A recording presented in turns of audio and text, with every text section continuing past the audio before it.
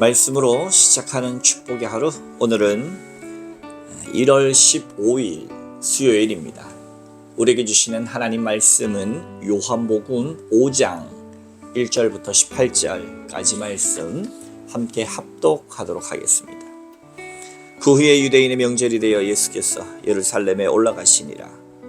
예루살렘에 있는 양문 곁에 히브리 말로 베데스다라 하는 못이 있는데 거기 행각 5이 있고 그 안에 많은 병자, 맹인, 다리 저는 사람, 혈기 마른 사람들이 누워 물의 움직임을 기다리니 이는 천사가 가끔 못에 내려와 물을 움직이게 하는데 움직인 후에 먼저 들어가는 자는 어떤 병에 걸렸든지 낫게 되밀어라. 거기 38해 된 병자가 있더라. 예수께서 그 누운 것을 보시고 병이 벌써 오래된 줄 아시고 이르시되 네가 낫고자 하느냐? 병자가 대답하되 주여, 물이 움직일 때에 나를 못에 넣어주는 사람이 없어 내가 가는 동안에 다른 사람이 먼저 내려가나이다. 예수께서 이르시되 일어나 내 자리를 들고 걸어가라 하시니 그 사람이 곧 나와서 자리를 들고 걸어가니라. 이날은 안식일이니 유대인들이 병 나은 사람에게 이르되 안식일인데 네가 자리를 들고 가는 것이 옳지 아니하니라. 대답하되 나를 낫게 한 그가 자리를 들고 걸어가라 하더이다니. 그들이 묻되 너에게 자리를 들고 걸어가라 한 사람이 누구냐 하되 고침이 받은 사람은 그가 누구인지 알지 못하니 이는 거기 사람이 많으므로 예수께서 이미 피하셨습니다.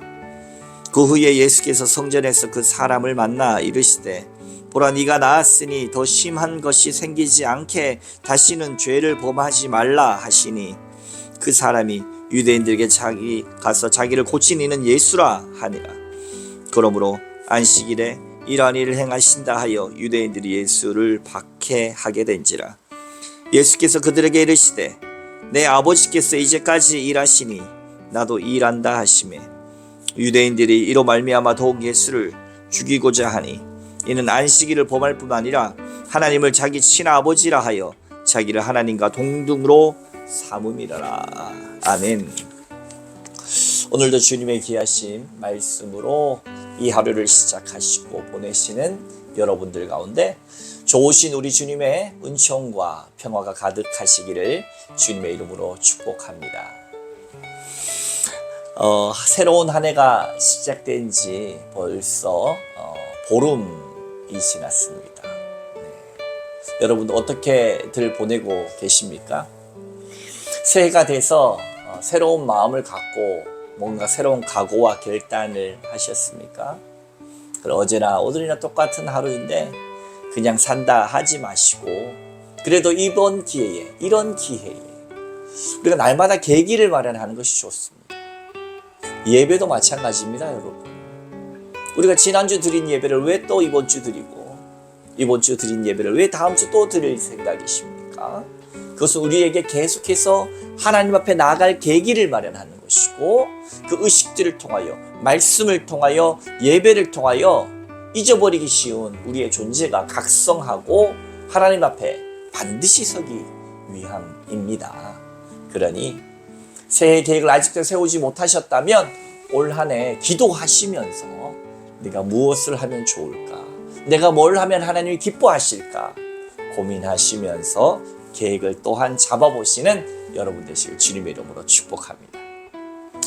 오늘 요한복음 5장의 말씀은 요한복음을 볼 때 항상 이렇게 명절에 따라서 사건이 우리에게 많이 보도가 됩니다.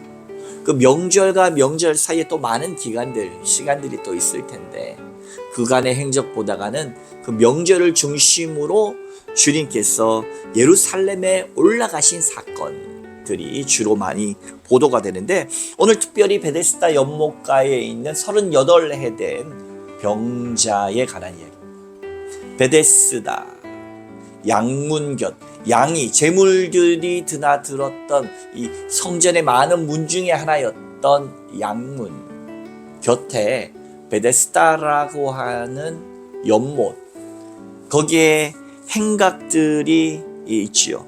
거기에 있는 행각 중에 여러 병자들이 거기에 있다 이렇게 나와 있습니다. 먼저 여러분 베데스다라고 베데스다라고 하는 뜻은 은혜의 집 혹은 자비의 집입니다. 베틀레헴 그러면은 빵집, 떡집이다 라고 하죠. 베트는 집입니다.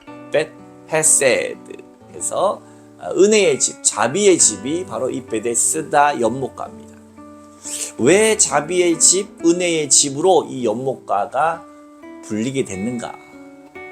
제가 있는 이 김제 난산교회 바로 곁에 난산못이 있습니다. 난산 연못. 그것은 이 지역을 딴 것이고, 이 지역에 우리 교회 동산의 이름이 난산입니다. 22.2m 되는 이 계란 모양, 계란을 엎어놓은 것 같은 모양, 이 난자는 계란 난자이거든요.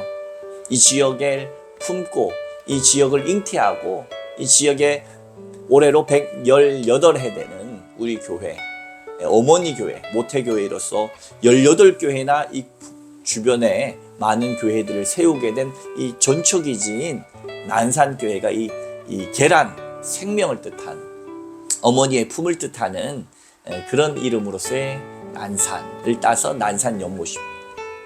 마찬가지로 왜 이곳은 베데스다, 자비의 집인가, 은혜의 집인가? 그것은 천사가 가끔 내려와서 물을 동할 때 이 수많은 병자 중에 가장 먼저 들어가는 사람이 병이 낫는다, 은혜를 입는다 라고 하는 뜻의 베데스다, 은혜의 집, 자비의 집으로서의 이름이었습니다. 그러나 여러분 한번 곰곰이 생각해 보시죠. 은혜와 자비가 경쟁에서 이긴 한 사람만이 입는 것, 그걸 우리가 은혜다라고 할 수 있겠습니까?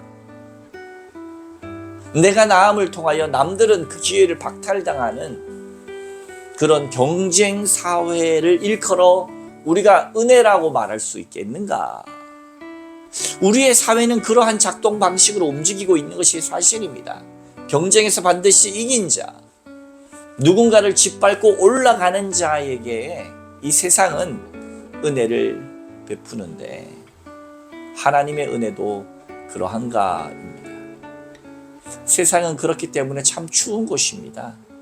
이기지 않으면 지는 것이고, 이기지 않으면 실패한 것이고, 올라가지 않으면 성공할 수 없는 곳이 세상인 이 각박한 현실 속에 주님께서 그 38해 된 병자가 있는 것을 보고 그 병이 오래된 것을 아셨다는 거예요.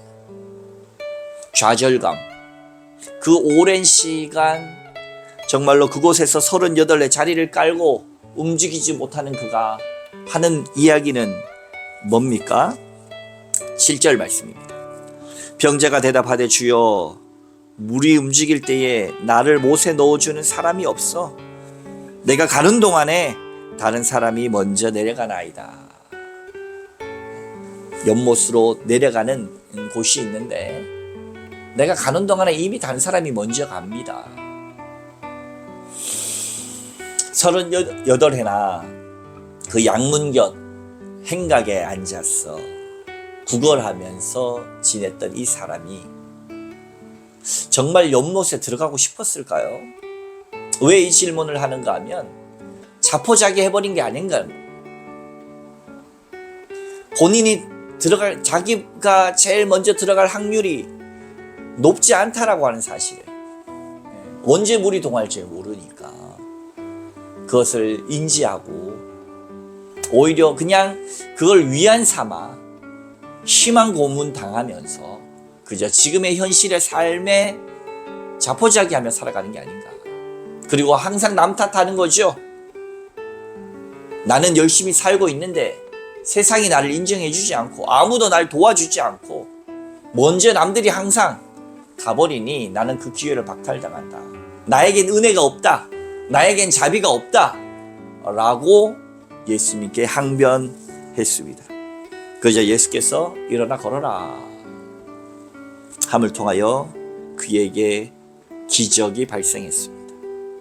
사랑하는 성도 여러분, 어찌 보면 네가 낫고자 하느냐라고 하는 주님의 질문에 낫고 싶습니다 라고 대답해야 하는데, 이렇게 변명하고 이렇게 내가 하나님 앞에 나의 소원을 아뢰기보다는 내가 이럴 수밖에 없는 불평과 염려와 이렇게 항상 인생을 살아가고 있지 않는가라는 겁니다. 여러분, 하나님께서 우리에게 명확하게 물으십니다.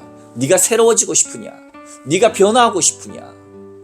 그럴 때 예 주님, 저를 불쌍히 여겨주소서, 저를 구원하소서, 저를 고쳐주소서, 저를 새롭게 하소서, 담대히 주님 앞에 나가 여러분의 삶에 일어나 걸어라 라고 하신 주님의 음성을 통하여 2025년은 변명이 아니라, 불평이 아니라, 자포자기가 아니라, 남 탓하는 것이 아니라 내가 주의 말씀 듣고 일어나 걸을 수 있는 귀한 한 해가 되시길 주님의 이름으로 축복합니다.